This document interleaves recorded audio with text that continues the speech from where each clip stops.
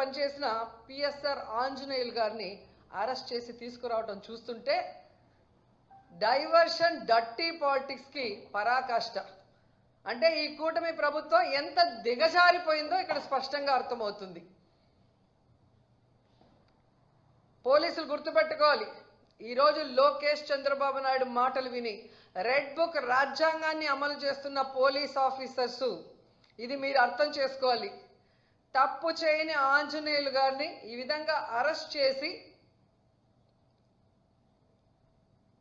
ఆయన్ని హ్యూమిలేట్ చేస్తూ అవమానపరుస్తుంటే తప్పు చేసిన మిమ్మల్ని చట్టం ముందు నిలబెట్టి మీకు బుద్ధి చెప్పే రోజు దగ్గరలో ఉంది. కాబట్టి అలాంటి తప్పులు చేయకుండా మీ పని మీరు కరెక్ట్గా చేయమని కూడా ఈ సందర్భంగా తెలియజేసుకుంటున్నాను.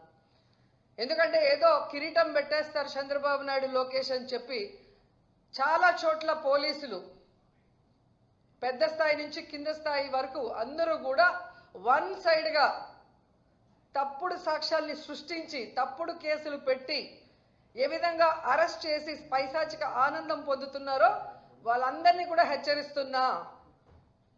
భవిష్యత్తులో మళ్ళీ కూటమి ప్రభుత్వం వచ్చే అవకాశం లేదు. ప్రజలు ఇప్పటికే మేల్కొన్నారు. ఈ కూటమి ప్రభుత్వం వల్ల వాళ్ళు సర్వనాశనమైన విషయాన్ని వాళ్ళు గుర్తించారు. జగన్మోహన్ రెడ్డి గారి ప్రభుత్వంలో పేదలు ప్రశాంతంగా బ్రతికిన విధానం గుర్తుపెట్టుకొని మళ్ళీ జగనన్న కోసం ఎదురు చూస్తున్నారు. జగనన్న ముఖ్యమంత్రి అయిన వెంటనే తప్పు చేసిన వాడు ఎవరైనా వదిలిపెట్టేది లేదు. న్యాయస్థానం ముందు నిలబెట్టి వాళ్ళందరినీ కూడా జైలుకు పంపిస్తామని కూడా హెచ్చరిస్తున్నాం.